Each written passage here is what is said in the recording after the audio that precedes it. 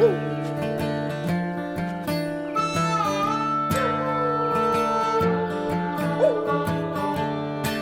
everybody, welcome to episode 118 of the Go Get Outside podcast. This is your host, Jason Milligan. Welcome back, welcome aboard.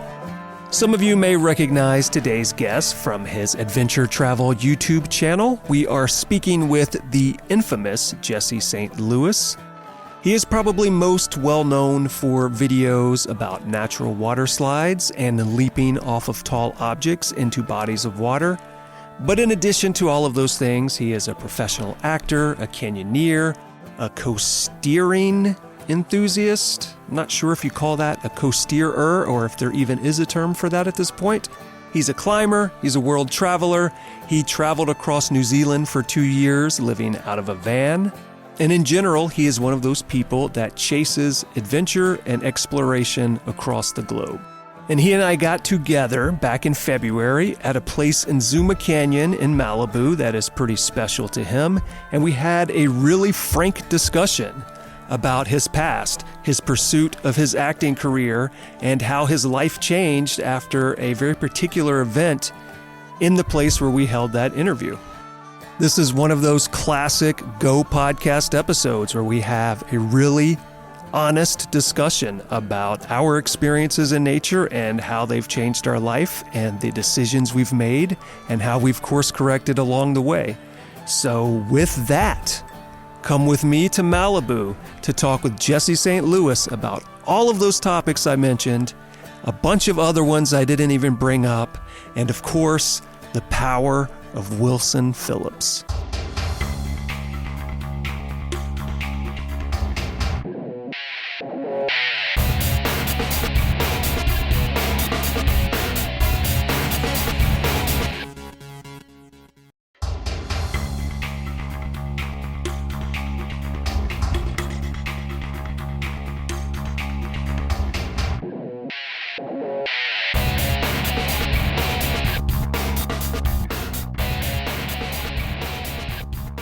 I'm Jesse St. Louis.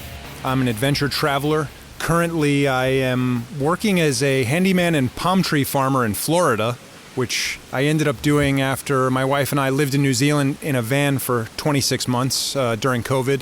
Before that, I was pursuing an acting career in Southern California. Really had some life-changing experiences in the outdoors, which led me to pursue a completely different direction in my life. Yeah, so you and we're going to have quite a timeline to jump across, because just the little bit we were talking about today, I can tell that there have been a number of transitional moments in your life. I guess the best place to start is the usual place, which is let's talk about how you grew up, where you grew up, and then kind of your path that got you to the outdoors, however long that story needs to be. So I was born in San Francisco. We moved to New York when I was 4. One of my earliest memories, I had to be 5 or 6, was in the ocean on Long Island and just getting picked up off the ground by the swell in the ocean. And I'll never forget the feeling of the butterflies in my stomach, almost like riding a roller coaster or something, just getting lifted up by the power of the ocean as a small kid. And it sort of kicked off a love affair with the ocean and kind of a confidence in the ocean. There wasn't mountains on Long Island where I grew up. There was a lot of sandy beaches. So you grew up boogie boarding, body surfing, and always feeling comfortable in the chaos of the waves. Hitting that spin cycle, getting pounded. It was never something that I was scared of. The confidence grew. One time when I was 11, we went to Trinidad, and the waves out there were just massive. And I was just out there in these massive waves, getting sucked out in runouts and riptides. And my parents were both really good swimmers. Dad had been an ocean lifeguard, and my mom was on the swim team and stuff. So they had instilled the love of swimming, and I had the skills. And I remember one time I was way out there, and my dad came out and said, your mom's worried about you. Are you okay? And I'm like, yeah, I'm great. I'm just out here body surfing. He's like, okay, well, just, make sure you can body surf one in when you're done, Dude, what nice parents. This was my experience, and I think most people. You'd go out, and then you'd come in, and your parents would say, stop going so far out. We can't see you there. and then you just keep riding that line. It was great to get that vote of confidence that they were like, oh, well, he seems like, I mean, he's not drowning. He's not panicking. But there was like the deepest I ever got thrown underwater in the ocean was on that trip by a massive wave. That was one where as I'm swimming up, like, am I going to run out of breath like before I make it to the top? Like that, I had that feeling. But once I did, I was like, okay, I'm still okay, you know? And those early experiences helped translate to later experiences in whitewater and stuff like that, where I don't know, I just never really had a fear of rough water or tumultuous water or anything like that. But in terms of mountains, I never had that experience aside from like one camping trip in the Adirondacks when I was 14. You know, that was really my only one of few mountain experiences I had. And that was another pivotal moment I was reflecting on recently, actually. They let me just go off. There was a waterfall. I had never seen a waterfall in person. And there was like maybe like a 2.5 mile waterfall hike. And they were just like, okay, off you go. I was like, I want to do this. And they let me go with my little canteen and my paper map. And I finally was able to track down the waterfall years later. It's called Indian Falls in the Adirondacks, kind of on the way to Mount Marcy, which I believe is the highest point in New York State. I reached the top of the waterfall. And at the time, as a 14-year-old kid, you know, no perception of size. It looked massive from the top, you know, maybe it was 100 feet or something, was what I thought at the time. I leaned over the edge with all my weight on my walking stick and totally slid over the waterfall.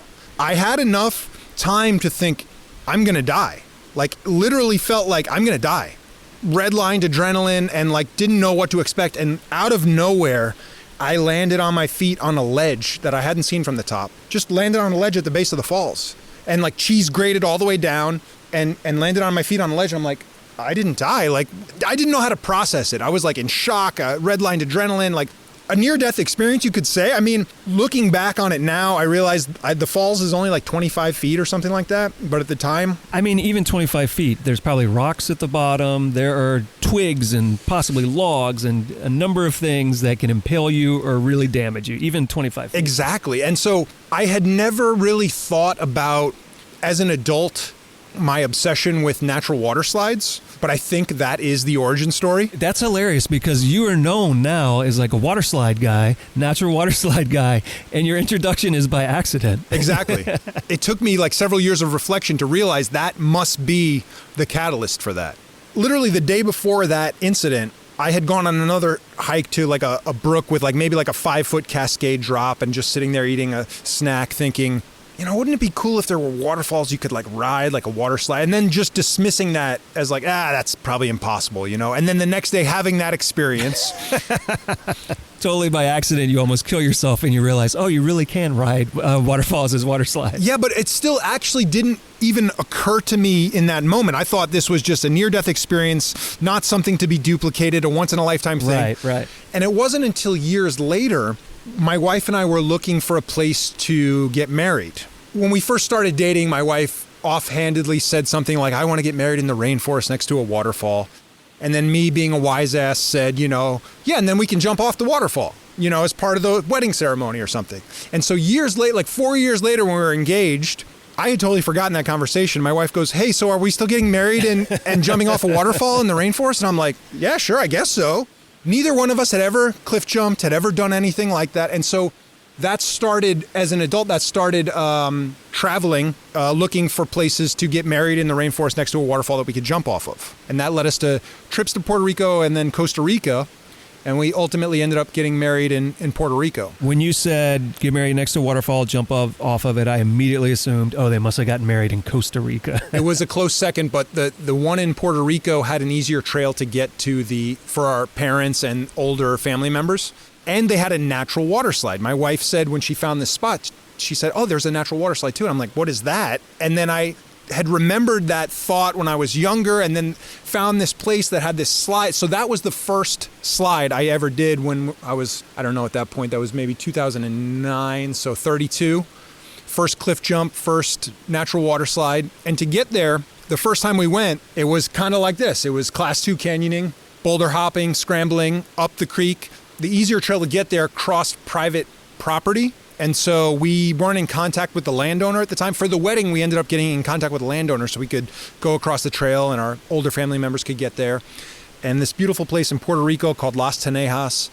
And now they run guided trips there, which is great. The local people can, make some extra money. It just sucks that this previous tranquil spot that we got married at, it still remains a real special place in our hearts. But we had started down this path of exploring canyons and jumps and slides years before I ever got introduced to technical canyoneering. And at this point, are you still in New York when you get married, or have you moved out to LA at this point? I met my wife in Florida. I lived in Florida for 9 years previous to moving to LA. And what brought you down to Florida? Kind of a long story. I was in New York City after college pursuing an acting career, and I did some way off Broadway plays, did a couple crappy indie movies, and then lost my job waiting tables. I was working at kind of like a fancy French bistro thing and lost my job, and then it was hard to find another one. And so my mom had moved to Florida a few years earlier, and I kind of came down just to get back on my feet for maybe a couple months or something, and then met my wife down in Florida. She grew up there. She was a reason to stay in Florida. My acting career kind of took off in Florida because at the time they had a tax credit, and so a lot of productions were happening there. They were shooting like 5 or 6 TV shows, a lot of film and stuff was going on, and so I got my SAG card in Florida after being on a show, one episode of this crappy show called Burn Notice on USA Network. Got my Actors Equity, which is the theatrical acting union down there at the Florida Repertory Theater, and so I was kind of building momentum with acting there. But I was getting older. I was getting into my late 30s. We're like looking at houses, maybe to buy a house in Florida. And we had done the traveling for the wedding. Hadn't done much else outdoors besides that. And then I was thinking, maybe instead of buying a house here, maybe we should go to LA. Maybe there's more opportunity. I'll be getting more auditions. I won't have to drive 3 hours to Orlando for an audition. At least I'll be auditioning more. And you won't even have to worry about the buying a house thing because that'll just be impossible at that point. So you can just focus your energy elsewhere. Exactly. And so it was kind of I call it the grand bargain, because my wife originally didn't want to move to LA. But she said, okay, I'll tell you what, I want to travel for 4 months. So let's save up a bunch of money or as much as we can. And in the next, whatever it was, year and a half, 2 years, and let's travel. And I want to go, trek in the Himalayas. And we ended up traveling for 4 months. She's like, if we travel for 4 months, I'll move to LA. We'll give it a shot. So we traveled to India, Nepal, Thailand, Malaysia, Indonesia, and Singapore. Really, aside from Costa Rica and a few islands in the Caribbean, my first and her first extensive international traveling. India was the first place we landed. And it was just such an intense experience. It was like baptism by fire. Of course, in retrospect, at the time, I didn't appreciate what I had because my whole mentality was, I got to get to LA. I'm getting older. I'm running out of time type of thing. I had just shot this lead role in an action comedy feature that I thought was going to that's going to be my tick, and it never went anywhere. But at the time, it was still in post, and I thought it was going to open some doors for me. My mentality when we're at the Taj Mahal, when we're trekking in the Himalayas, was just not a place of where it would be now, which would be a place of gratitude and in the present moment. It was more of a place like, we got to hurry up. This is nice, but let's go. And so it was a totally different mentality. In a lot of ways, I kind of ruined that experience. Not the entire 4 months, but much of it I ruined for my wife. Because I was so negative and so, I don't want to be here. I want to get there. And she had wanted to extend the trip too. She was like, oh, this is great. Let's just keep going. And I was like, no, we got to get to LA. We got to get to LA. And it was just such a stupid mentality looking back on it. When we finally got here, after a while, I realized, oh, you were right. We should have stayed traveling. At the time, it was a bad thing because it certainly put a strain on our relationship. And just after I got to LA and it wasn't what I had thought, I didn't realize that the industry was totally different. The entire mid-budget movies were totally gone now. And all the movie stars that had been acting in the mid-budget movies were now doing TV. And so they were taking roles from like the up-and-coming actors. And so just the studios were collapsing and Netflix was taking over. And yeah, you came at the time when so much of production had moved to other places. When I moved out here in 2002, similar thing. I originally came chasing animation, and I came right at the time that 2D animation was dying across the world. And you came right at the time that the kind of work you wanted had moved to other places like Florida. And then Atlanta, really. started popping off. Because once the tax credit ran out in Florida, they didn't renew it, and then Atlanta just blew up, all the Marvel stuff. And it was so weird to me. I left Baton Rouge in 2002 because there's nothing there even remotely related to the entertainment industry. Yep. And then years later, I had friends who were working on big budget movies, and there was nothing out here for me. And so that led to sort of a definitely a midlife crisis once I got out here, because I realized that there were a lot of levels to it. But what it boiled down to was I was pursuing this acting career in many ways because for so long, like friends, family, people had said, it's tough to make a living doing that. It's going to be hard, or we don't think that's the right path, or I wanted to prove other people wrong. It was more out of a desire to prove others wrong. Or so like a stubbornness. Exactly. Like, I want to show that I can do the impossible thing. Exactly. And so it was not bringing me joy. Like, my wife would say to me, like, I'd have an audition and I'd be like working on the lines, and I would just be so angry, and she would say, this doesn't seem to be bringing you any joy. And she was right, because I wasn't doing it, like, it may have started from a place of love and passion, which I think for most people it does, but for me it had turned into kind of a burden of like, that is how I defined myself for so long that I didn't know how to define myself any other way. Right. And then the problem you run into is you define yourself based on a thing that's not completely up to you, how it turns out. So your self-worth is wrapped up in circumstance that you can't fully control. Either you're going to get super lucky and you're going to get a huge break and then you're going to feel like you're the greatest person on earth, or every little disappointment is going to chip away at your self-worth. Absolutely. And so through a combination of things, one of which being I knew a producer out here. She was a friend that I had met at this summer camp in Maine that I had gone to from middle school to high school. Every summer I would go for a month to this summer camp up in Maine. And actually that was another sort of planting the seed of outdoors in me, because they had a ropes course. And so I got really good at the ropes course. I did the whole thing blindfolded and eventually learned how to belay, like my final year there. And my last year there, they like bolted a rock face they had, and learned a little bit of climbing, learned how to rappel. But that was when I was younger, but it had planted that seed of the outdoors in me. She had moved to LA several years earlier, and she said, like, as an actor, if you're in LA, like, you have to have a YouTube channel now. And I was like, well, I don't know. What am I going to do on YouTube? I didn't know. She's like, you have to compete, like, in the market now, you have to have a YouTube channel. You have to be on social media. And I wasn't even on Facebook until 2014. So I was like so far from social media. It wasn't even on my radar, I started out just kind of doing random stuff. Like if we went on a hike, I would like film the hike, or sometimes I didn't know what a vlog was. I learned how to edit on a linear editing system at my public access TV station back in high school. Yeah, same. And like shooting horror movies in middle school on like VHS cameras, and like eventually like a 8mm cassette like video camera. And I wanted to be a filmmaker when I was like younger.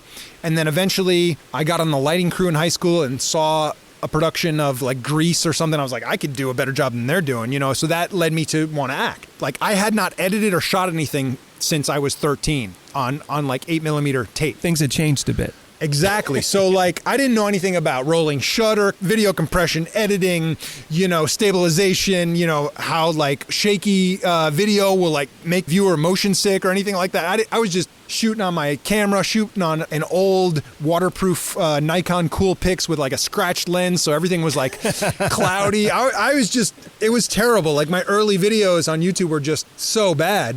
But I was like, she said I need to make YouTube videos, so I started. And you're saying this is around 2014, 2015, something like that? This was, I think. So I started editing some stuff from the trip that we took. Like I had a ton of old footage from that. The 4-month trip. So I started, but my first vlog was like 2016 going to Death Valley. It was terrible. I was just throwing stuff against the wall, and like I had this encounter at the gym with some like crazy internet boxing troll guy, and I told my wife the story, and she's like, you need to make a video about that. And then I end up telling the story on a shaky cell phone video, and it's like my 5th video since I did the first vlog, and that ended up like going viral and like getting over 1 million views, and it was like a blessing and a curse. It wasn't something I wanted to be known for, kind of I just felt it was too negative. You know, it was like, I don't want to put so much negativity out in the world, you know, talking about like what this guy's doing and making fun of him. I eventually realized he was maybe like a little mentally ill or something. And I was like, I don't want to be, I felt bad that it might be like mocking this mentally ill person, you know? So by that point, I thought, you know, I'm going to do this. I had discovered like travel vlogging. And I was like, oh, that seems cool. That piqued my interest, but we didn't have any money to travel. So I was like, well, I'll just do like some hikes around LA. And you look at kind of the top videos that are performing in these same hikes that everyone does. And you're like, I'm never going to be able to compete with this guy who's already got all these views and all these subscribers. So I'm like, I don't know what the point of this channel is. I don't know what I'm doing. I just was at a major crossroads. And then around 2017, in a location that's maybe, 200 feet away from us. Tell everyone where we are right now. So right now we are in Zuma Canyon, near the fork where Newton Canyon comes into Zuma Canyon. And there's 3 waterfalls kind of in this immediate vicinity: Newton Canyon Falls, Lower Newton Canyon Falls, and Lower Zuma Falls. In 2017, I think it was around this time of year, maybe a little bit later, I decided to come for a hike and make a video. And it was right before sunset. And I ended up climbing down this Lower Newton Canyon Falls. I had never really rock climbed before or done any canyoneering or anything. And I was just like, oh, I think I can climb down that waterfall. It was kind of low flow, definitely lower than it is now. Real ledgy and juggy and more of a scramble than a climb. And I climbed down. I was like, you know, super pumped. I went further down the canyon. There's a bunch more cascades and stuff further down and just kept going. And then eventually I realized, oh man, the sun just set. It's going to get dark really quickly. Luckily, I had a headlamp. I realized, oh, I got to climb back up that waterfall now to get back to the car in the dark. And it was just such a new, unique experience for me. I felt like such a badass by the time I got to the top. And I felt so alive and felt so energized that my life changed in a significant way in that moment. And I realized, like, this is the type of thing I want to do with my life. Whatever this is, this adventure, outdoor adventure, hiking, whatever it is, like, I want to spend my life doing this. And the acting is like, I'm not necessarily quitting or giving it up, but it's like, that doesn't define me anymore. I want this to define me. This feels real. Instead of going and playing a character and pretending to have an awesome life, I could do stuff like this. And have an awesome life. Yeah, I could do stuff like this and actually have an awesome life, you know? Instead of going and pretending to be like James Bond or Jason Bourne or whatever that is, I could actually go and do this, and it's much more meaningful and real. I want to hit your whole story thus far really quickly because there's a beautiful little thing here that I think is very valuable for people. So things that you are currently known for, having this popular YouTube channel where you are an adventurer who travels and goes outdoors and especially loves natural water slides. And thus far, you've told us that every one of those things came to you accidentally while you were on a totally different path. And I think that's really valuable because if you had not let yourself be open to something else, you may still not be that guy. You might still be that guy who's defining himself by acting and not realizing, oh, I can accidentally discover other things that also are important to me and maybe take a different path in life. And then also, I'm sure there are a lot of people who do follow your page who think you had a really targeted way of creating that and don't realize that this all kind of organically formed based on you just being open to new experiences. Yeah, absolutely. I think that through the process, the more I try new things, the more I become open to new experiences. Like I just last summer started, I did my first multi-pitch climb. In New Zealand, we did some top roping for the first time. A buddy I met through canyoneering, you know, was also a climber. And so he took us top roping and then we met him up in Vancouver last summer. And so did my first multi-pitch, did my first trad climbing. Yeah, so the more stuff I get exposed to, sea caves are kind of another passion of mine, and that was something else I accidentally discovered in SoCal, you know. First time I was in a sea cave was down in, I think it was Laguna Beach or something like that, Thousand Steps Beach. Through that process, discovered this thing called coasteering, which I had never heard of. And that's just another epic outdoor challenge that I love. Which is not really a thing in the U.S. It's very much like a European. And did they also have it in New Zealand? Was it a thing down there? I think it's starting. There's a couple places that are doing guided trips there now. We did a ton of it. We did a ton of like self-guided explorations, coastal explorations. And yeah, I love it. One of the things I love about it is like the minimal gear that you need. You know, it's like maybe a helmet, and a wetsuit, and just like exploring the nooks and crannies of a rocky coastline and hucking these nice jumps into deep sea waters. We just did some last summer on Vancouver Island, and actually, unfortunately, my wife got injured. She's recovering from knee surgery now. I had to fireman's carry her half a mile back to the car. It was a great day up until that point. And for anyone listening that still doesn't understand what coasteering is, tell me if I've got this right. It's essentially hiking along coastlines, and typically people have done it before, so they know the best spots for leaping into the ocean. But it's hiking along the coast and repeatedly throwing yourself into the ocean, right? It's not necessarily hiking. It's traversing, whether that's hiking, swimming, scrambling. Sometimes there's like deep water soloing involved, shallow water soloing involved. So it's navigating a coast by whatever means are necessary. Through the intertidal zone, they say. Navigating coastline through the intertidal zone. And so a lot of the stuff we've done, there's not really any beta on it. It's kind of like a first-time exploration that we'll scout out on like the satellite imagery or something like that. And usually I'm looking for cliffs and caves, or something that looks like it could be a cliff or a cave or an island or an arch or something. And then we just pick a spot on the map and we go for it. I've yet to do a guided coasteering trip. At this point, I'm not sure I would even enjoy it because I've done so much on my own. But there are a few professional guides I'm friends with online that I definitely would like to team up with them. We're trying to figure out, one guy I'm talking to in the UK, he's trying to figure out a good term for like a first descent of coasteering. Oh, yeah. What would that be? Yeah, so we haven't nailed it down yet. I proposed first coastent, but I don't think that flows off the tongue so easily. Yeah, not particularly, especially maybe not in different languages either. So let's roll backwards a little bit. So we've run through this list where you've jumped from one coast of the U.S. to the other coast, down to the southern coast, then back to the other coast on the southern side, chased acting, and then along the way discovered that you do actually like traveling, even though you thought you didn't. And you climb up this waterfall and realize, hey, this was a super exciting adventure, and this is what I want my life to be. But simultaneously, you've also started this YouTube channel. So how does all of this start to converge? I had filmed this adventure and then continued to seek out sort of adventure hikes. And so when I came across Chris Brennan's book, Adventure Hikes in the San Gabriels, that sort of opened up a whole new world. And so instead of doing the same old stuff that everyone does, this 5 popular waterfalls, I started seeking out these adventure hikes that were off trail, a lot of bushwhacking. Some would call it class 2 canyoneering, scrambling. And especially during the drought, finding these little hidden waterfall trickles, it was like a treasure hunt for me. And I became obsessed with the idea of hidden waterfalls. And I still didn't understand that canyoneering was something you could learn to do on your own. I thought, you had to like go on a guided trip. I didn't really have a frame of reference for that, until I don't even know how I came across it, but I came across Uber Adventure's webpage. And I was like, oh, you could take classes in that stuff? Like, I had hiked Eaton one time, and I had seen a group coming down, rappelling the falls.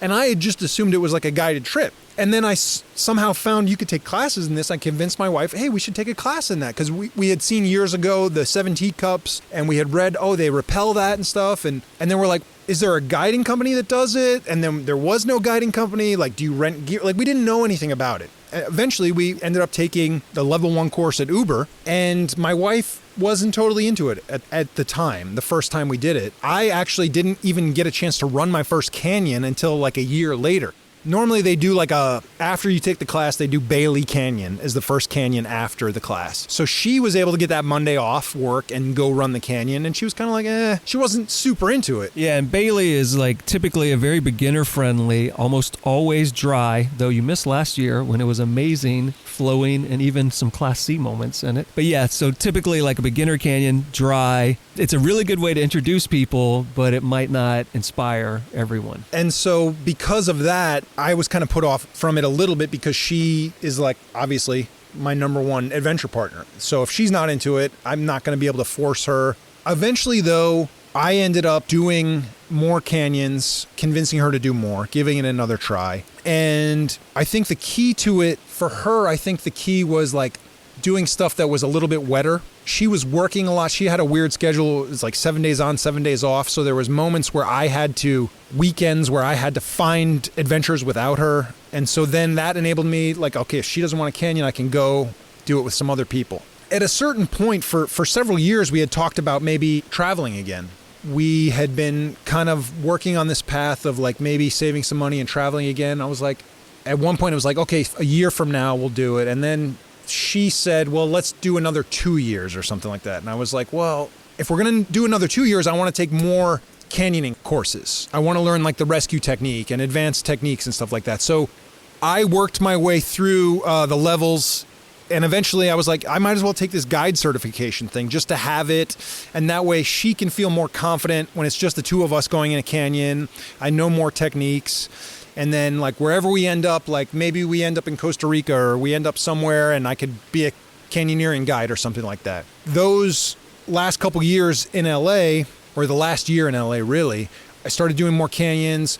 I seemed to alienate my audience that I had built up through the adventure hiking a little bit. They didn't seem really too much into the canyoneering. I think people get intimidated by the gear sometimes. It's weird because some people are obsessed with gear and that's all they want to do is anything that, you know, like the people on that climb Baldy, you know, they just want to use their ice axes and their crampons and they're obsessed with gear. And other people, they see the gear and they're real tentative and it puts them off from it. And so, you know, the views maybe from the canyoneering videos weren't that great, but I really loved it. It's always so weird to me when canyoneering videos aren't popular because people love waterfalls. Half of Instagram is fucking waterfall pictures and waterfall videos. Yeah. And you would think people would really be like, oh, waterfalls, and you get to play in them, and they would love it. Exactly. There's a broad misunderstanding of it, you know, all the time. Even when you read like news reports, they were climbing the waterfall. Right, it's like, no, because the harness and ropes, everyone thinks climbing. It's like, no, they weren't, you know, it's like, anyway, you asked where it all converges. So I'm not quite sure, like it all kind of converged, like it wasn't all at one moment where it all converged. Right. You know, it was over like time. Different things happened at different times. The adventure hiking, like I'm so grateful to Chris Brennan. Like I've never met him, but I loved reading his adventures and like his exploits and just that sense of adventure and exploration that he had. Like some SoCal canyoneers like hate reading his beta. This is true. In the beginning, I wasn't even a canyoneer. I was just a hiker. And so like I was reading them more of a story and I love looking at the pictures of, you know, back in the day when they were doing all this exploration. It was so inspiring to me. I think that some people could learn from his sense of adventure. You know what I mean? Like instead of like viewing everything as has to be like a canyoneering route, like if you look at something as an adventure hike and maybe there's one or two rappels or just one rappel, like you don't have to poo-poo it. The thing I always find funny are the people who want to brag about how quickly they did something car to car. And to me, I always find that very funny because it's like, so you had less fun? So you spent less time doing the thing you like to do and that was the goal? Yeah. I will say I was trying to go faster yesterday when I ran Eaton. I was like trying to see how it's possible that Willie Hunt can do it in 4 hours, but because he does it 12 times a week. I did it in 5. I was happy with that time. I wasn't going exceedingly fast. I stopped and had a snack and a drink and I was impressed, but he must sprint up the approach. I cannot understand how he does it so fast. But yeah, I'm so indebted to like the people that came before, like Chris Brennan and like anyone who shares their adventures. Like I first learned of the Stoddard Canyon Falls, they call it, but Baldy Cut, whatever you want to call it, that slide over there. I don't know if you're familiar with that. I think I have seen video of it. I do not think I've been to it, but I believe I know the one you're talking about. Okay, so that was a slide. It rekindled my love affair with natural water slides because after the wedding, like that was the one and done. Like I hadn't done one since the wedding. And for years, we're doing the same old stuff here. And then, you know, I stumbled across a video of the Stoddard Canyon Falls slide and these kids sliding. I was like, wait, there's one of those here? You know, and this was after we had found Alder Creek slide in Sequoia. We had done that. And it was like, wait, there's one in our backyard, you know, and that sort of opened my eyes more to kind of the endless possibilities in the San Gabriels, you know, and so. I will mention this really quickly, speaking about waterfalls and jumps and things. I believe the way I first ever became aware of you is someone posted a video of you jumping the LSA pothole. And they're like, this guy jumped from the wrong spot. I don't remember if it said anything like that. I just remember at that point thinking, oh, I've never seen anyone jump this pothole. Oh, really? I don't think I would do it. And then, of course, last year, it totally made sense to do it, but the pothole was raging. I was going to say, I've seen you jump it. I've seen a video of you jump it. Oh, it might not be me that you saw. Oh, okay. I don't know if there's video. And I'm talking about from the rappel side. Yeah. Yeah, I've jumped it many times once you're down in it from the opposite side Climbing of the pothole. up the, okay. Yeah. But from the almost blind jump from the rappel side, I had never seen anyone do that before, and I think you were the first person I saw do that. Okay, cool. To be fair, it's probably a video of my friend Willie that you saw, but yeah, it might have been me as well. But I had the better angle of him from behind, and then I had my GoPro died like right before I jumped, so I lost my POV. I think it was someone else's video of you. I think it was someone else who was in the canyon with you shot and video. My arms are flailing, and like I didn't bring him into my side. But yeah, no, that was a great day. LSA Class C is awesome. Good times. When you said how waterfalls are so popular and people love posting waterfalls on Instagram, it reminded me of my first and probably last like 100-foot plus cliff jump in New Zealand. After that, I had the thought of like, this is like not going anywhere good. Like I can't just keep like upping the right. Yeah. And like I ended up tearing my pec on that jump, and I remember thinking after that, like I just got to get like abs so I can just stand in front of the waterfall and take a picture like these guys on Instagram, and like I don't have to jump off of it, Yeah, I mean 100 foot is pushing the death zone. You got to really be careful. It was gnarly. There was a lot of things that were pushing the death zone. It was a blind gap precision jump. So no one has ever done that jump before, and no one probably ever should repeat it. So where we were going earlier is the soldered slide kind of rekindled your love for water slides. Right. You are building out this YouTube channel. It's, I'm assuming, growing, though apparently canyoneering is not as popular as you're expecting it to be. That's what it was, is that I had heard about like Waterslides Canyon, and that kind of hooked into the canyoneering thing and led to us pursuing canyoneering. Was there's natural water slides you can only get to by rappelling in, and that was, I think, the final kind of nail in the coffin, like to convince my wife to take the course. Was like, there's all these water slides in these canyons that you can't get to unless you rappel into them. And so that was that missing link that I forgot to kind of link it all together. I mean, also, when you go, say, for instance, like to Eaton, and you see somebody rappelling down that, most people don't realize there's more falls above. And often in those cases, the fall they see is not the most impressive one. Right. Kind of like Bonita Falls. Right. The fall everyone can see at Bonita is not the most impressive one. It's the large one before that. Right. Yeah, exactly. So you really have to go in to really get the full experience. Yeah, and so through that process of the adventure hiking leading to canyoneering and then wanting to travel again, in many ways I was still kind of in a mentality of not appreciating where I was. Like, this is good, but over there looks better. Like, these guys in Costa Rica and Switzerland, like, look at all the stuff they're doing, you know what I mean? So eventually my wife and I had saved up a bunch of money, and we were like, hey, let's travel again. And so in July 2019, we put our furniture in storage. We gave up our apartment, took off on a road trip up the West Coast, up to Canada. We road tripped for 2 months up to Canada, across the U.S., and then back down to Florida. We spent a couple weeks in Florida with her parents. We left our car there and took off to travel for what was supposed to be a year, and ended up being almost 3 years because, as you know, that was right before COVID. Right before, like July 2019, we were totally ignorant of what's ahead just a few months away. In October, we landed in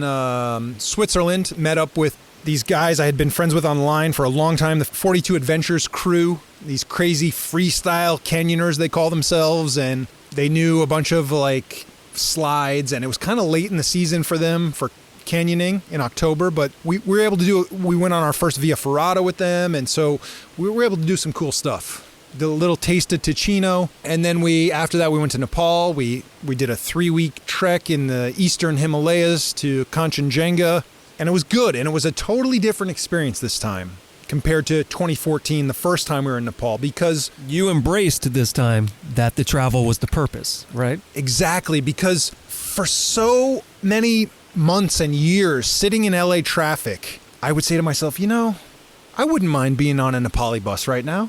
Like an 8-hour Nepali bus ride, it's not as bad as sitting in LA traffic. And so once we got to this trek, like my bag, I was overweight. I was carrying like maybe 60 pounds. I ended up losing like 20 pounds on the trek. When things got going a little tough, I would just remind myself, like, you're exactly where you want to be. You said all those years you were in LA, stuck in traffic, you kept saying, I want to be in Nepal, I want to be in Nepal. You're in Nepal now. And so with every step, I'm sweating my ass off and it's hard and the bag is heavy and my shoulders are hurting. I'm just like, you're right where you want to be. You're right where you want to be. And what a totally different experience it was, you know? Going from a place previously of just like wanting to get to the next thing and being in a hurry and being in a rush to just being in such a place of gratitude and like trying to be in the present moment and enjoy where you're at, you know? And it was a great trek. January 2020, we're in Thailand and we're doing some cave exploring. No ropes or anything like that. We didn't bring any of our gear with us. We left that back in Florida because we were traveling for a year. We're just kind of out of a backpack. We didn't want to be lugging gear and stuff. We're doing some caves and there's a ton of bat guano and we're like, maybe we should get some masks so we don't have to breathe the bat guano in. And we're trying to get like N95 masks in these pharmacies in Thailand. And everyone we go to is sold out of N95 masks. And we're just starting to hear like the rumblings of like something going on in China. And then we're trying to get these masks and we're like, maybe this is like a serious thing, you know, like nobody has these masks. They're out of stock and there's this thing going on in China. Like maybe this is serious. And my wife is like, well, let's go to New Zealand. Like it's an island in the middle of nowhere. So she's like, she had wanted to go there. It wasn't really on my radar. And I was like, okay, I mean, it's out in the middle of nowhere. Let's go there. And she's like, well, let's stop in Borneo on the way. So we ended up stopping in Borneo. You know, that was an amazing experience. Got to see orangutans and pygmy elephants in the wild, and heartbreaking to see the infiltration of the palm oil plantations. But I feel truly grateful to see, you know, the wildlife, the threatened wildlife there. But yeah, just so sad to see how much the palm oil plantations have deforested Borneo. So we end up stopping in Malaysia for 2 or 3 weeks, and then we landed in New Zealand end of February 2020. And I think the day after we got there, they had their first case. But in Malaysia, they were like thermal scanning people as they got off the airplane. Like they were taking it seriously. A ton of people wearing masks. They were thermal scanning. We still didn't have any idea what was going on. We got to a layover in Australia, and we were the only 2 people wearing masks. No one else was wearing a mask in the airport. And we were like, they don't know what's going on in Malaysia. Like, they don't know what's going on in Asia. It's a totally different response happening. And then the day after we landed in New Zealand, they had their first case. Our plan was to be there for 3 months. That's what the visa is for Americans, 3 months. So we decided to buy a van and build it out. And we're going to live in it for 3 months. Spent 10 days shopping for an old van and building it out. And then maybe 2 days after we were in the van and we were out, they locked the country down. They closed the borders. It's so funny because all of this is happening and you're not aware. It kind of fell in a perfect place for you. Like you were in the right country to be in and you got there just in time. We really lucked out in a lot of ways because they kept extending our visa. And so what originally turned into was supposed to be 3 months, turned into 26 months. Which for people that aren't good at math, that's over 2 years. By living in a van, we were able to stretch our initial 1 year travel budget. We were able to stretch that out, make it last so much longer. One of the ways to extend our visas, I think after the first year, was we signed up to be seasonal workers because they needed people to pick the fruit and stuff. And so we got this seasonal worker visa, which gave us another 6 months or whatever it was, and enabled us to work a little bit. So we worked for a month picking kiwis. After we did that, I was like, hey, we got some extra money now that we just picked kiwis for a month. We could buy some canyoneering gear. I had gotten the New Zealand Canyoning guidebook for a birthday present and was just drooling over the pictures in this book and just using it like we were hiking down the bailout trails to just check out the waterfalls in the middle of the canyon and hiking to stuff that we could get to without gear just off the guidebook and just drooling over these pictures, just like, oh man, I wish I had my gear.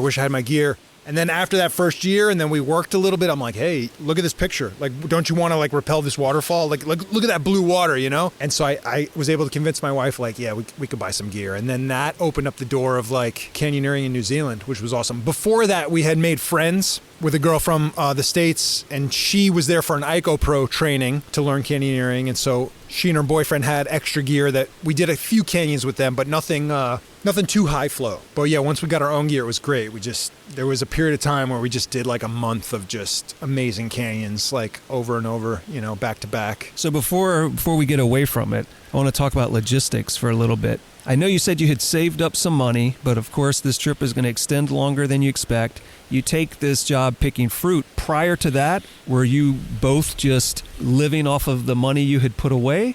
Or was there some sort of income happening while you were traveling? So there's a little bit of income from YouTube. At a certain point, like before we left, my goal was like, I want to make this sustainable. The goal was like hopefully by the end of this year, I've built up my channel where I'm getting like a ton of views and I'm making, a good amount to sustain the travel, to do the digital nomad thing. That was the goal. So there was, a few $100 coming in from that, but it wasn't anything to write home about. It certainly wasn't sustaining our travels, but it was a little bit of something coming in, but primarily coming off the savings. Occasionally I would like license videos out. There's these viral video companies that you don't necessarily have to go viral with your video to license it out.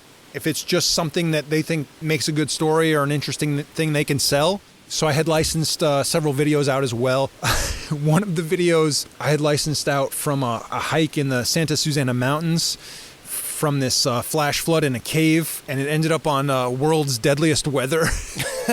And so I had like little drips and drabs of income coming in from that. Yeah, some little unexpected income, it sounds like also. Yeah, exactly. And so that was always nice. The first like solid chunk of change other than savings was the picking kiwis. Let's also talk about cost, because a big misconception is that traveling has to be highly expensive, which we know is not true. And I'm going to assume the way you and your wife chose to travel was not the expensive route. So let's talk about what the expenses looked like and like your approach to the travel so that it was doable for that extended period of time. So she would be the better one to talk to about this. Oh, is she your budgeter? Yeah, exactly. She's the detail person. I'm the broad strokes guy, but I could definitely give you some broad strokes on that. We had kind of planned for $100 a day for both of us, not including flights. So once we got the van, that really took our costs down in terms of accommodation, because they have this kind of history of van life in New Zealand,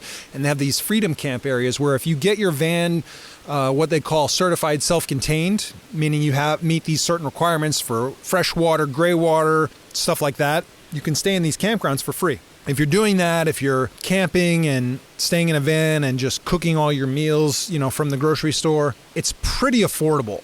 Although I will say the first 6 weeks after they locked the country down, we stayed at an Airbnb on a 200-acre farm. And the reason for that was we were staying at a campground and they were like, we have to shut the campground down. We're going into lockdown. And so apparently there are some people that did lockdown in New Zealand in their van. We didn't know that was an option, so we were just like, we have to scramble and find something affordable for that first 6 weeks. In terms of traveling cheaply, it really has to do with the country that you choose. But even in Switzerland, we found like a $50 Airbnb and like 8 bread and chocolate, and we did it super cheap. Switzerland is notorious for being one of the most expensive countries in the world. So we did adventures on our own. Like the Via Ferrata was free. We borrowed a harness, and the natural water slide, the canyons we did, the stuff was free. We borrowed whatever gear. I think we rented a wetsuit. It all, I guess, has to do with your expectations, how comfortable do you need to be? Some people, I say like luxury is an illusion, is what I tell people. Comfort is an illusion. If you look in the wild, like animals who find a real comfortable place to go and bed down and like hide, like that's usually like right before they die or something, Yeah. I'm terrified of being too comfortable, because then you stop moving and stop doing things, and then you degrade and die. Plus, I feel like luxury travel is kind of all the same, all-inclusive resorts and that kind of thing, cookie cutter experiences. Like anywhere you go in the world, it's kind of all the same experience. What I say is it is having an American experience in another country. Yeah. And that's what they do. They're like, can we take your American lifestyle to another country so you can have that experience in another country instead of experiencing that actual country? It makes total sense. That's a good way to put it. And so there's super cheap ways to travel. I mean, if you go to the store and buy peanut butter and a loaf of bread, I mean, that can feed you for a week, for $5 or whatever it is. So it's like when you do it, you find, it's not as expensive as, unless you want to buy canyoneering gear. And then you're like, oh. Right. Then you blow the budget. Right. And you're like, oh, I need a 7 mil semi-dry wetsuit. All right. So back to the, I guess, more fun stuff. So you've bought the canyoneering gear. You're hitting up the canyons. But yeah, this 3-month trip is now going to turn into a 2-year and 2-month trip. Yeah. So what does the rest of that look like? And then what makes you decide to come back or leave or whatever happens next? I mean, obviously, you've also got COVID lockdowns, right? So you kind of are not allowed to leave? Or would they possibly have thrown you out and forced you to go back to the U.S.? So there was a lot of, right when the lockdown happened, they were doing these repatriation flights. And we actually ran into a couple of people from California. And they're like, oh, the State Department says we have to come home. And I'm like, I don't care what the State Department says. I'm not going back. They're not going to come get you. Yeah. But they're like, oh, we're leaving tomorrow because the State Department, blah, blah, blah. I'm like, oh, good luck. We're staying here. But the 6 weeks lockdown in New Zealand, man, it's so funny. I have a funny anecdote about that, actually, because there was like kind of 2 levels to the lockdown. One was like you're only allowed to go to the grocery store. And then so we were kind of stuck in this Airbnb, and then they lowered it a level. And so you could travel to your housing. It was some weird loophole. And we're like, okay, let's find another spot to go to. So we found another Airbnb, and it was like in Queenstown. And so it was closer to the mountains and the hikes and stuff like that. We were allowed to do like a hike, but it had to be within like a half an hour drive away or something like that. And it couldn't be an overnight, and you couldn't do anything risky that could cause you to need a rescue. When we got to that second Airbnb, we were like watching New Zealand version of MTV or something. They were playing like these old 80s, 90s videos. And it's embarrassing and funny, but deeply profound. Like this old Wilson Phillips video came on, which is like, and half of the audience has no idea who you're talking about. Okay, right? so like they were like this all-female pop group in the 90s, right? One of their hits came on.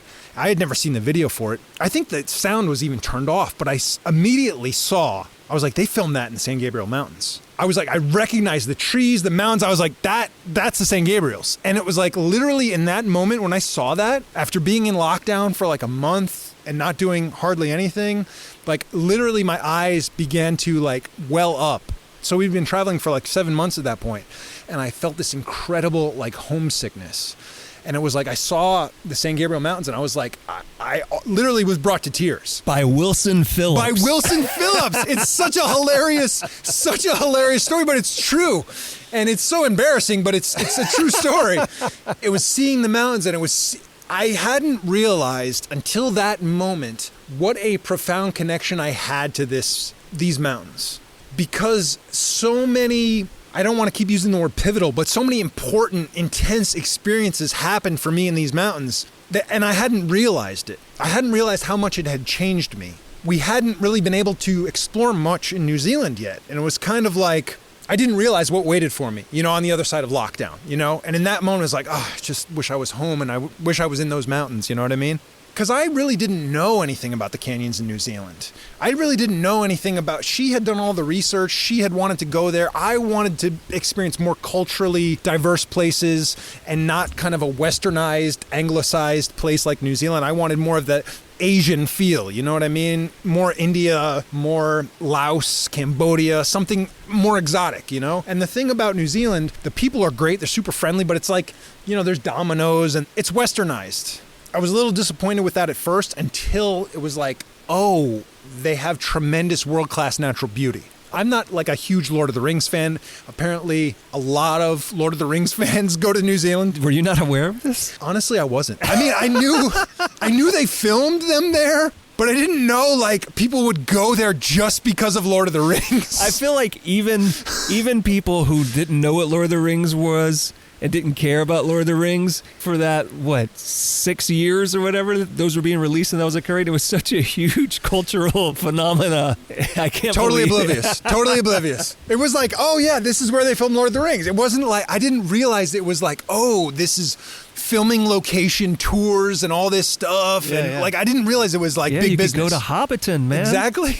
We didn't. I didn't go. Wow. People just turned this podcast off just now. I'm sorry, Lord of the Rings fans. I love you. But, New Zealand, for me, is so much more than Lord of the Rings. I got to experience it in a way that most New Zealanders have not experienced it. Those 26 months, we traveled, we hit tons of coasteering missions, tons of canyoneering, tons of hikes. We did several of the Great Walks. I think we did so they have 10 hikes that are kind of like their preeminent hikes that a lot of international travelers will do. They're called the Great Walks, and they offer some of the most stunning scenery in the world. We were able to do 5 of those, but even some of the hikes that we did that are not Great Walks, just as beautiful. Glaciers, glacial lakes, tremendous mountains, like everything. It's so beautiful. The beaches on the North Island, the beaches up there, we spent like 2 months up in the beaches in the subtropical North Island, snorkeling, and just amazing times.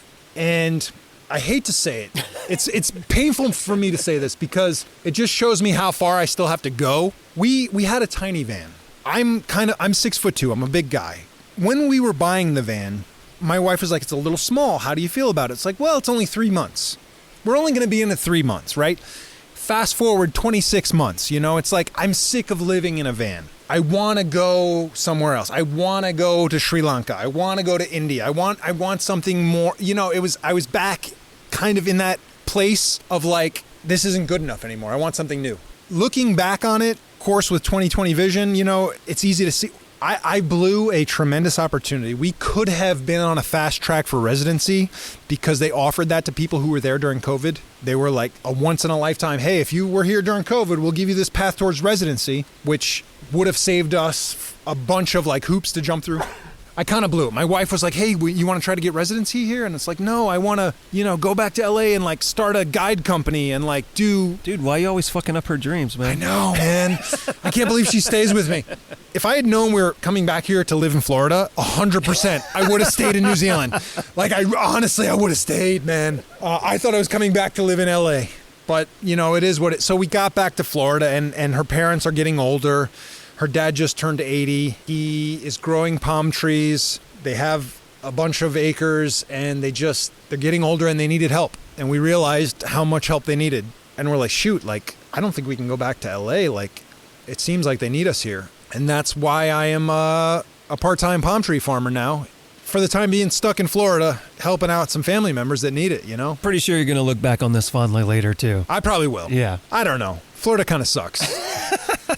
Come on. My mom moved to Florida. It was her dream place to live our entire childhood. So some people love it there. Some people do love it there. I mean, the springs are beautiful. I've been able to explore the springs a bit, trying to get a taste of some free diving in now and stuff, which is cool. But man, I miss the mountains, which is why I ran Eaton 2 days in a row. Yeah, I mean, that's the tricky thing about much of the South in general is so much of it is so flat. Luckily, Tennessee and North Carolina. Yeah, not too far from you. So that's kind of been a little bit of an escape. Get up there a couple times a year, and that's been nice to do that. But for me, like, honestly, when I smell the bay laurel, this makes me like emotional. Like, it makes me feel like when I saw that Wilson Phillips video. I swear to God, like, just smelling this in Eaton, like, I started getting misty-eyed. It smells like home. I don't know. It's just good to be back in SoCal. Like, I feel like I have to make the pilgrimage at least once a year because it's such an important place for me. I don't know how to communicate like how vitally important it was, the experiences I've had in these mountains and canyons here, How long have you been back now? You've been back 2 years, 3 years? We got back May 2022. Okay, so almost 2 years. Almost 2 years. Yeah. But it's not like you're just chilling in Florida, just being a palm tree farmer. No, I mean, we've been able to go on some trips. Not as many as I would like, but so here's something that happened once we got back to Florida. We went to Colorado, and then I was going to go to India by myself for 5 weeks 2 summers ago. So this was the summer of 2022. I took off, flew to India, was going to be there for 5 weeks, had an amazing 5-week itinerary planned, and a hurricane hit my house. In India or no, in Florida? In Florida. Okay. And I lost communication with my wife and family, and I had no idea what was going on. And I was in India for 41 hours and then got back on a plane and flew back to Florida to find that the bridge that connects our barrier island to the mainland had been washed out, and had to figure out logistics of how to get a boat out there with supplies and everything. And it was just a total mess. 2 months of tree cleanup, and luckily structurally the houses were okay. No big damage, but a ton of people, their houses got wiped out and everything. And all the time I'm like, we're just sitting here waiting to get hit by another one. Like, what are we doing here? Let's get the hell out of here. But it's not my call right now. So yeah, I was in India for 41 hours. A year and a half later, I was able to get back to India recently, actually, for a couple weeks. Was able to find some adventure in the Western Ghat Mountains and do some cool things, some cultural exploration, some new foods and stuff like that. So yeah, I've still been able to do a bit of traveling. Obviously, not to the extent that we were at before. We were up in Vancouver Island and Vancouver for a month, and that was great. My wife blew out her knee. She's recovering from knee surgery now, so that's kind of limiting our travel as well. But hopefully, once she fully recovers, the goal is to kind of get away every couple months, every 3 months. So India has come up numerous times, and it sounds like you've been there multiple times. What's the draw specifically for you with India? There's several things, but I think the most important one is that my mantra has been to embrace things that scare you. And it's easy for me to say that to people who are like, they see me going through a cave and they say, I'm claustrophobic, I couldn't do that. And I say, fear is an illusion, it can be overcome, that kind of thing. Or they see me jumping off a cliff and, fear can be overcome and stuff like that. But I had a legit panic attack the first time we were at the Taj Mahal, just from the amount of people that were there. Just overcome by fear and panic, and a complete panic attack, and couldn't appreciate the Taj Mahal. And so for me, going back to India, the primary thing was to confront that fear head on. And I felt like I was in a much different place to be able to do that. I was prepared for the intense culture shock. I was prepared for the wave of people and chaos and horns and traffic and bombardment of smells and all sorts of new experiences. And so for me, the primary driver was to kind of make good on that first experience and say, you know what, I'm not going to let that define my kind of relationship with this country or my relationship with travel from here on out. So that was the primary thing. The secondary thing is it's just such an interesting place. There's such a diverse, there's so many different religious aspects, cultural aspects, architecture, and natural beauty. I mean, you've got the Himalayas, you've got the Rajasthani desert, you've got the Western Ghats, the jungles, tigers, elephants. It's just such a unique, diverse place. I love Indian food. I waited tables in an Indian restaurant in college. It was my first taste of Indian food. I've got hooked. It's my favorite food. All those things combined for it to be kind of the perfect storm of places that I want to keep going back to. There's so much to explore there, So you got to go there recently. You're in Florida for the time being as a palm tree farmer, which I suppose we could talk about that a little bit as well. What exactly is involved in being a palm tree farmer? Picking up limbs. Picking up palm limbs that get blown down in the wind, and occasionally fertilizing, a lot of repairing irrigation lines. Are these going to be shipped across the country, or is this landscaping? Okay, so it's a local landscaping. Yeah, landscapers buy them wholesale, and so they are responsible for digging them up. They have the machinery to dig them up. We just grow them. I'm kind of doing a better job of embracing that as well. It's kind of the bane of my existence. But out there during the summer, doing anything in Florida outside in the summer is brutal. Yeah, anything in the south in the summer, yeah. In 5 years, are you going to have a palm tree empire? And we're going to be recording a new podcast where you're talking about how you weren't open to it at the time, but then you realized that you truly loved it on the inside? I hope not. All right, so let's talk a little bit about the future, because you run this YouTube channel that's all about adventures. We also need to talk about the name of the YouTube channel and where that comes from. So obviously you're continuing to run this channel. You're continuing to try to travel. You're simultaneously, handling important family business. So what do you foresee? And as we know, whatever you foresee happening usually changes based on circumstances. What do you foresee for yourself for the next few years? What are the things you're working towards or the goals you've set? The one thing right now is my wife has mentioned Patagonia. So I think South America in some form is on the horizon. Personally, there's a lot of opportunity for first descents in India, particularly the northeast of India. There's not a lot of people running canyons out there. I would love to do some first descents in India.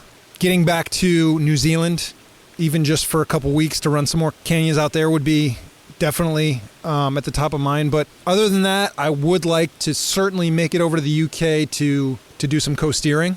I've toyed with the idea of possibly trying to shoot a coasteering documentary. I've got the rough kind of outline of what that might look like. I haven't really fleshed it out yet, but I think that could be interesting. Nothing really concrete yet. A lot of it has to do with my wife's knee recovery. More of just taking it as it comes. I still get the occasional audition here and there down in Florida. Some acting stuff might pop up here and there. It's not really steady or anything like that, but it's every once in a while. All right, so what's the name of your YouTube channel? Well, my YouTube channel is just my name, Jesse St. Louis. But you were referred to as the infamous Jesse St. Louis. Where does that come from? That comes from a friend of mine, one of my oldest friends, known him since elementary school. You know, I was kind of notorious for, I guess some people would refer to me as a discipline problem in high school or middle school. You know, I was always top of my class academically, but perhaps maybe a discipline problem, maybe get into fights. And I was certainly an angry young man, but I also did kind of dumb stuff, you know, kind of built a reputation of being the crazy guy. And so often he would introduce me to new people or his friends or something as the infamous JSL. When I was plugging in my social media, I'll just make that my username or whatever, you know, because he had introduced me as that so often, you know. So you embraced it. I embraced it, yeah. And that's often I tell people, you know, I've tried to twist the meaning a little bit to embrace, you know, yes, I have done some bad things. Maybe I'm infamous. Maybe my reputation precedes me. But, you know, it's not necessarily a bad thing. All right. So now I want to talk about two other things that come from your YouTube presence, your online presence. Do you like for people to call you the I word? The I word? Influencer. Oh, influencer. Oh, no. I hate that word. No, please don't. I can't even influence my followers to buy a t-shirt. So I would not call myself an influencer at all. The only thing I would hope is that I know I already do this, is influence people to live life to the fullest. I mean, that's the most important thing for me. At the end of my videos, I often say, get out there, find your adventure, and be infamous. By that, I mean, live life to the fullest. You know, find your adventure, get off the trail, get poison oak on your junk, you know, if you have to, which I did on this very trail. And just embrace the bumps and bruises. Something I often say, too, as a joke is it's not an adventure till I'm bleeding. You know, don't be afraid of getting dirty, muddy, a little bit banged up, maybe some bruises or scratches. You know, I also say, you know, skin grows back. You know, if you get a skinned knee or you're a little bit bloody, it's all good. It's all part of the fun. That's an adventure kiss, you know? And so if I influence anybody, it would be to do new things, new experiences, get out of your comfort zone. And I know for a fact, based on a lot of feedback I get, that I achieve that. So this is the point where I probably should cut it off because you just gave us this great ending statement. But I'm going to ask you one other thing before we do that. And hopefully you're not freezing. Because you can get you I am a little shivery. Yeah, no, I'm all right. Jacket. All right. But we will be wrapping up shortly. People have a lot of misconceptions about people who make YouTube videos. What are those things that you would like your audience to know about you other than what they probably assume about you? I'm not an expert in anything. And I think people think that I'm an expert, but I'm just a regular guy. You know, I grew up boogie boarding and playing basketball during the summer, was a fat pothead in college. And infamous. And didn't come to this lifestyle until very late in life, my late 30s. Didn't jump off my first cliff or ride my first natural water slide till 32 or something. You know, didn't run my first canyon until I was 40. And so I would say it's just like, don't be intimidated by, if you see me doing something that looks like that's way crazy, just realize I started at the same place you're probably starting at. All you need to do is just go one step further than you're at now. So you've just given two great inspirational statements based on my last two questions. And despite that, I'm still going to ask you the final question of the show. Do you know the final question of the show? It's been a while. All right. What is the final thought you want to leave the audience with before you go? Man, it's so hard to top the last two things I said. Now it's time for me to sound like a dumbass. I think my final thought would just be, get out there, find your adventure, and be infamous. All right. I'm not going to make you say anything else after that. Thanks for making me hike through the creeks and go see these waterfalls and get our shoes wet and sit here so that you can freeze your ass off. People listening don't know, we tried to make this happen earlier, and nature has tried to stop us from recording this, but now we finally made it happen. Thank you for meeting me here to do it, and let's hike out of here. Awesome. Thank you.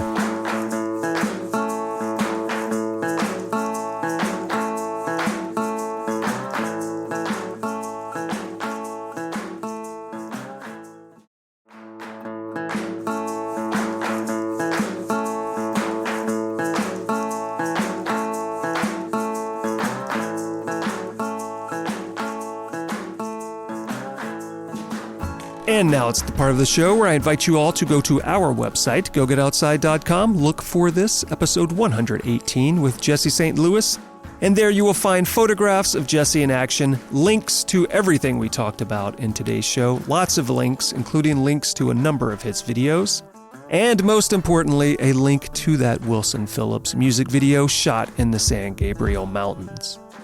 And if you should want to contact us here at the show because you have opinions about this episode, past episodes, future episodes, or you just want to make me feel special, you can do that a number of ways. You can send an email, jason@gogetoutside.com, or you can send a text or leave a voice message at 818-925-0106. And if you would like to do me a great big favor, please go to your podcast purveyor of choice, make sure you are subscribed to the show, rate and review it, but most importantly, share it with someone who you think would enjoy it. And one last thing, while you're there on the internet, how about going to our YouTube channel, or you can look in the show notes for this episode and find a link there. I did recently release a 12-minute video about a 6-day backpacking trip through the Sierra Nevada last summer. So if you want to get a look at the Sierra Nevadas when they are covered in snow after a very wet winter, then you should go click on that link and take a look. Next time on the show, come back May 16th for Cheryl's Jocelyn of the Canyons Are Calling podcast. Get yourself ready for the crossover event of the century as our two podcasts meet, and we discuss canyoneering, guiding, and the realities of producing an ongoing podcast. May 16th, Cheryl's Jocelyn. See you then.